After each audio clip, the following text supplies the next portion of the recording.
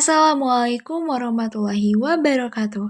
Halo semuanya, perkenalkan nama saya Ratu Intan Amelia dari kelas 11 MIPA 2. Di sini saya ingin memenuhi tugas akhir video dari Ibu Kurnianingsi MPD mengenai impuls dan momentum.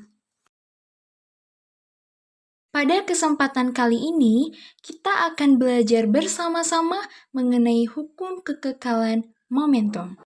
Sebelumnya, kita telah mempelajari tentang impuls dan juga momentum. Dan yang pastinya kita telah mengetahui apa itu hukum kekekalan momentum. Untuk mengingat kembali, ayo kita bahas bersama-sama mengenai hukum kekekalan momentum. Bunyi hukum kekekalan momentum. Jumlah momentum sebelum tumbukan sama dengan jumlah momentum sesudah tumbukan, yakni pada saat terjadi tumbukan atau saat kedua benda saling bersinggungan, pada kedua benda akan bekerja gaya aksi dan gaya reaksi. Akan tetapi arahnya berlawanan. Contohnya adalah ayunan Newton, di mana ketika benda A memberikan gaya terhadap benda B, maka terjadilah tumbukan pada benda yang bersinggungan sehingga akan terjadi gaya aksi dan gaya reaksi, di mana arahnya berlawanan. Secara matematis dapat dituliskan sebagai berikut.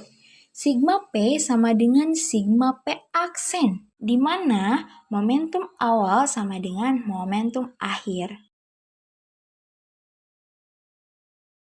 Sekarang, ayo kita uji seberapa jauh pemahaman kita dengan menjawab soal berikut. Donna yang bermasa 50 kg meloncat dari perahu yang diam dan memiliki massa 200 kg. Jika besar kecepatan Donna saat meloncat 10 meter per sekon ke arah utara, besar dan arah kecepatan perahu sesaat setelah Donna meloncat adalah... Nah, sebelumnya kita analisis dulu nih, apa yang diketahui dan apa yang ditanyakan. Diketahui, Donna yang bermassa 50 kg meloncat dari perahu dengan kecepatan awal 0 karena dia diam. Begitu pula dengan Donna yang memiliki kecepatan awal 0 sebab Donna diam.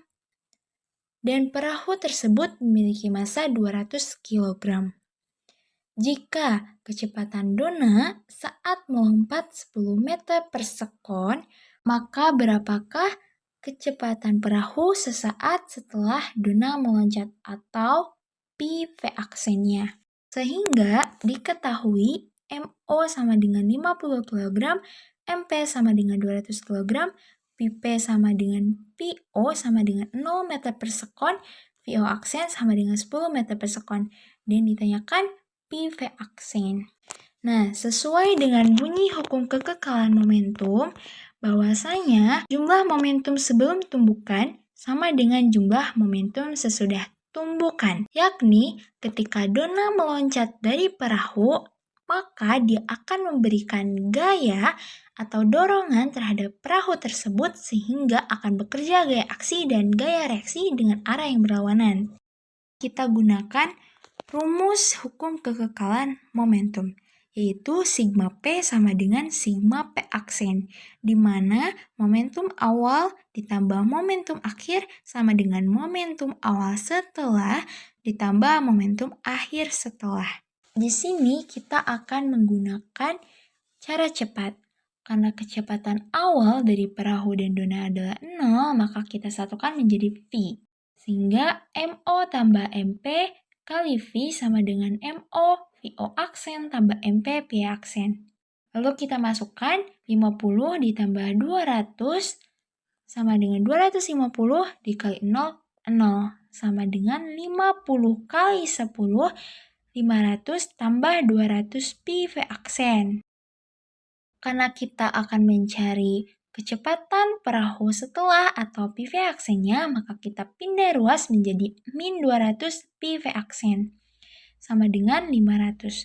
PV aksen sama dengan 500 dibagi min 200. Sehingga PV aksen sama dengan min 2,5 meter per sekon. Tanda min tersebut menandakan bahwasanya arah dari dua benda yang saling bertumbukan ini saling berlawanan, di mana kecepatan Dona setelah meloncat dari perahu ke arah utara, sedangkan kecepatan perahu setelah Dona meloncat adalah ke arah selatan.